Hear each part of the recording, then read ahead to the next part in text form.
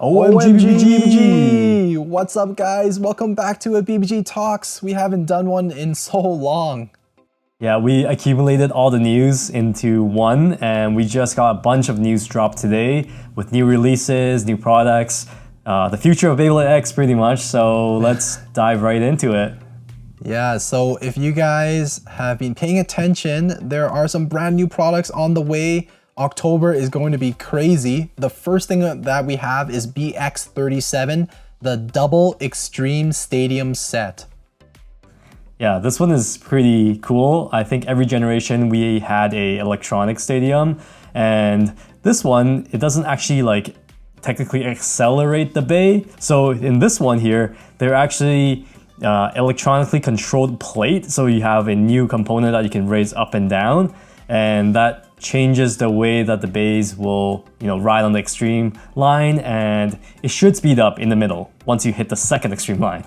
Yeah, exactly. That's the key piece right there, is that there's a second extreme line that we'll have access to, right? In the very center of the stadium. At this point, we're not totally sure, whether that center platform raises or if the second extreme line raises up and down. We'll find out shortly, I'm sure. And it's like in this super small zone as well, right? So yeah, it's gonna be interesting how it's gonna work. Some, Japanese social media folks have already kind of prototyped their own through different methods, and you can see a little video here. When the circle gets small and you have a fast bay, it's gonna spin real fast in the middle there. Yeah, it picks up quick, and I cannot wait for two bays to be accelerated and hitting each other. It's gonna be like instant burst or something like that. This product though is gonna be a little bit expensive since it does require some batteries, and it's an electric product, right? It looks like it's 8,200 yen. Yeah. So you guys can expect that, when it hits third-party markets like eBay or whatever, it's gonna be over $100, probably. Yeah, I was gonna say it's actually pretty extra. I don't really get why they need the battery component. Why can't they just do a little manual switch, up or down, right? That's a good interesting. Yeah. I hope that the obviously we haven't seen it in person yet. Just news just dropped, but it better do some good stuff. Otherwise, I don't know if it's worth having that electric component. But yeah, I guess it just looks cool. This bay or the product BX37 also comes with currently a Hasbro exclusive bay. So we have Bear Scratch. So that is Savage Bear from Hasbro. Yeah, so it's gonna be another side kick, I guess, in there. Nothing too important, I would say. I'm excited to see this stadium in action. It looks a lot more square as well. Definitely got that Hasbro vibe with the black colorway. That's BX37. Yeah, I mean, for people like us, it's going to be a must-have. We're definitely going to be buying that. But for people that don't necessarily want to spend that much money on a single Beyblade product, maybe wait and see, right? Check out our unboxing down the road or other people's or whatever, the reviews on it, right? To see if it's actually worth it, because maybe the action in that stadium is not what you're looking for.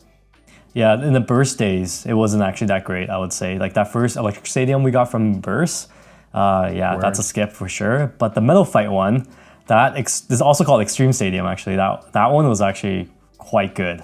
Yeah, accelerated really well. Yeah. Word. So true. Yeah, it's really hit and miss with electronic stadiums, but everyone always gets excited when they announce one, so we'll see. Anyways, moving on to the next product, we actually have another UX bay coming out the same time, October 12th. It's UX08. So this bay is going to be crazy too. It's Silver Wolf. Yes, and it comes with 380 FB. And the gimmick to this is that it actually has moving parts for the first time in Beyblade X. The blade itself and the bit, there's free spin component. So that's gonna be a pretty groundbreaking feature. And I think we'll start to see Beyblade X products getting these kind of gimmicks. So yeah, it's starting, guys. Yeah, dude, free spinning parts, holy man, we're hitting that era. And you guys can see from the photos that Silver Wolf is super duper round. So if you add, a little bit of weight to this guy, if he weighs like 37 grams or something like that, right? This is going to be an OP Bay. Like, it is so circular. Yeah, that's true. It's another stamina type. So Arrow, or not Arrow Wizard, Wizard Rod is gonna, have some competition potentially. Is this gonna be a better version?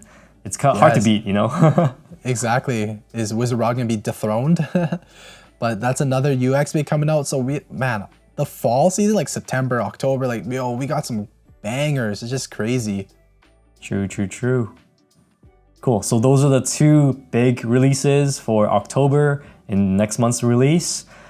Speaking of these releases, we are starting to see new avatars, new characters being introduced as well. So we already have, we're at the end of season 1 actually, because episode 48 is about to get released tomorrow, and we have manga previews and new characters being introduced. We're also seeing sword launchers or katana launchers come back to Beyblade in Beyblade X, and you guys know how much we love those sword launchers. So yes, guys, we are getting into that stage of Beyblade where they're getting more and more intricate, more details. Looking forward to it. Can't wait to see more details on those new characters and the new products. Like, that stuff is very early, obviously, right? Because those were just previews that people took from Koro and whatnot. But there's a lot to be excited about. So let's move on to some comments, because we have had some pretty fun videos the last little bit here in the last week or so. And I mean, some of the comments are very polarizing and whatnot, or I guess some of the topics are very polarizing.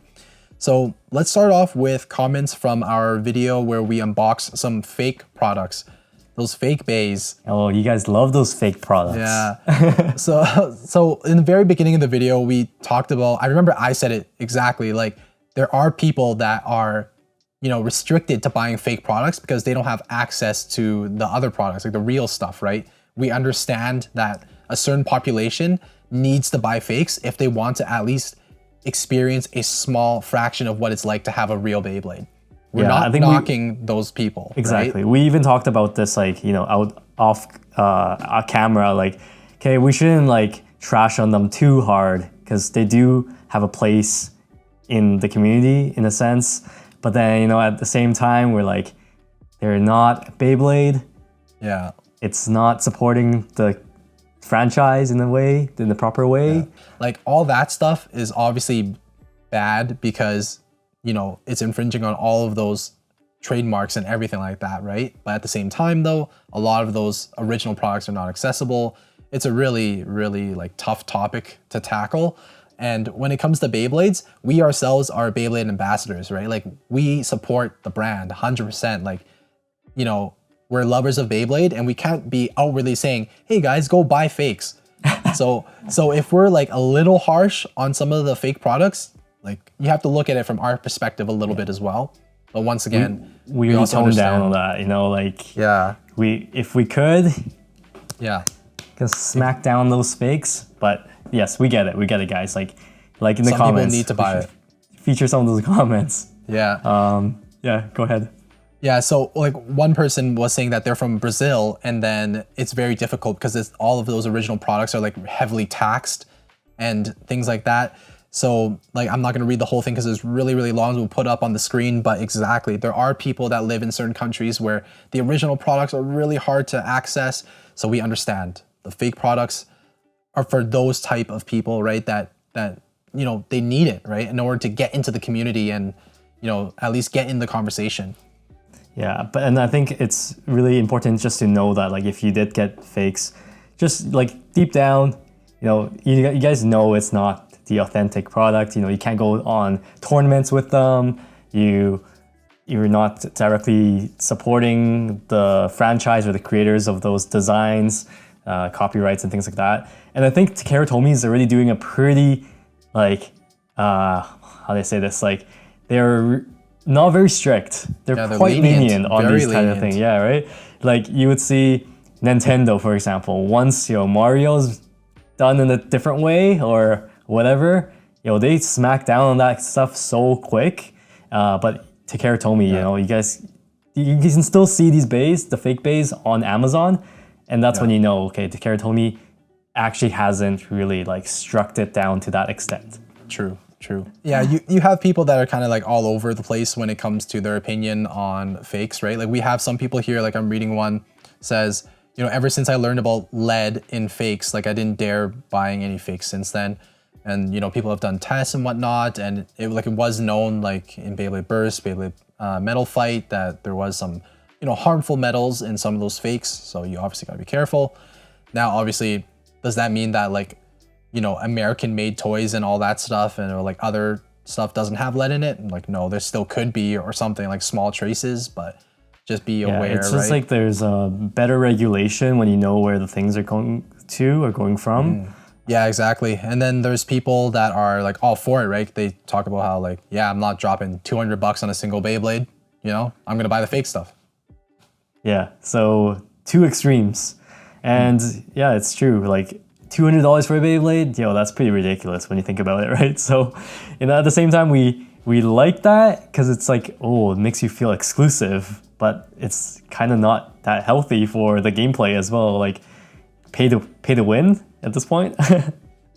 Exactly. Like just like Aero Pegasus, right? That we just bought, like that costed us hundreds of dollars by the time like everything was said and done, and that. Even like when we're using it in battles and whatnot, it's like, oh my God, it hurts my soul to like see it get damaged, right? Because it's cost so much money. And so I guess like on that note, talking about Aero Pegasus, we made that unboxing just recently. There was a comment saying, imagine if Hasbro just released it for $9 at Walmart or something. Yeah, like what we said, at that point, we would probably not care too much about the Bay. It just doesn't feel the same at that point. I mean, it still looks sick, but it's not the exclusive way, you know. Like making us sound like we're just like all about that money and stuff like that, the high price tag and all that. No, it's not the price tag. It's that feeling you get when it's like, oh my God, it spends so much time and effort to get this Bay. For sure. And it's so limited, right? I would and feel that's like where that, the money comes in as well. Like that's why it's cost so much. But yeah, I would feel like that even more so if we actually just won a rare bait get battle once in a while. That'd be nice. I would really cherish it if that was the case. But yeah, you know, there are rumors, you know, that Hasbro might pump out these rare bait get battle bays, right? And we get them for a bargain. That'd be unreal. Like we're gonna load up on Cobalt Drakes and Aero Pegasus and all that stuff, right? That would actually be unreal because the Japanese market wouldn't have access to that. It'd be hilarious. Yeah, I think they do need to just pump out more of these bays. Like, make it so it's not that exclusive to the point where it's $300. Maybe make it to like, you know, $40, right? And instead of $20 of a regular bay.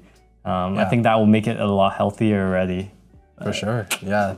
Like make the chances of winning the rare bay get battle up to like 10%, right? You try like 10 times and then you'll win once.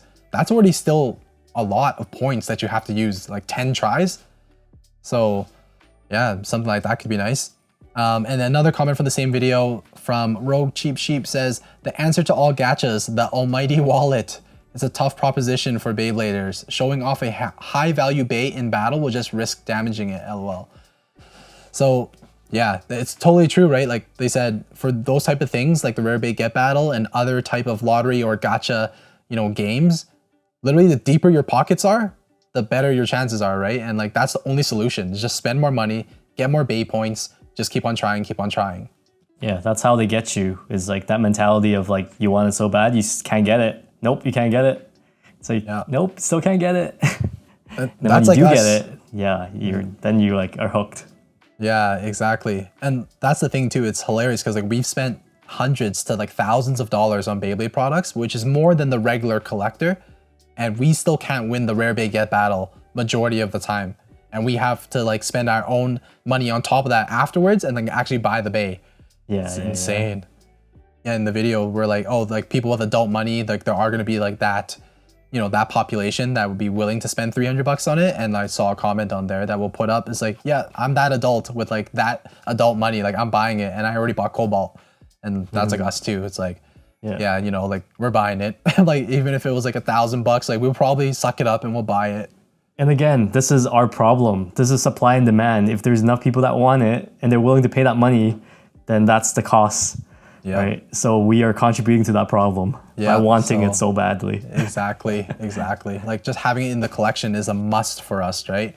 Alrighty, so that's pretty much it for this BBG Talks, guys. Hopefully you guys were entertained by the news and also our little discussion on the controversial topic of fake bass, or our reply to those comments. So yeah, let us know what you guys think. Yeah, I think that was actually a pretty long BBG Talks, so yeah, we'll catch you guys in the next one. Hopefully it won't be too long till our next one. But yeah, as always, Geeks out.